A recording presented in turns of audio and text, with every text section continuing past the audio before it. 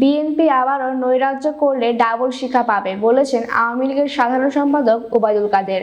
শুক্রবার 23 বঙ্গবন্ধু এভিনিউতে আওয়ামী লীগের যৌথ সভায় তিনি একথা বলেন। ওবায়দুল কাদের বলেন, আন্দোলনে ও নির্বাচন ঠেকাতে ব্যর্থতার পর বিএনপি আবারও দেশে বিশৃঙ্খলা, সন্ত্রাস, নৈরাজ্য সৃষ্টির পায়তারা করছে। তবে আওয়ামী লীগ বসে নেই।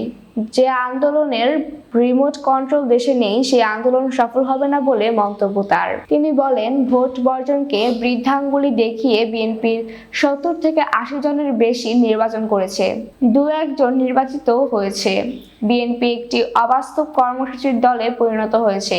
জানান, ক্ষমতাসীন দল কোনো পাল্টাপাল্টি সমাবেশ করে না, তবে মানুষের জানমালের নিরাপত্তায় মাঠে থাকতে হয়। আগামীকালের সমাবেশ সম্পর্কে তিনি জানান, শনিবার মোহাম্মদপুরের শান্তি ও উন্নয়ন সমাবেশ করবে আওয়ামী লীগ।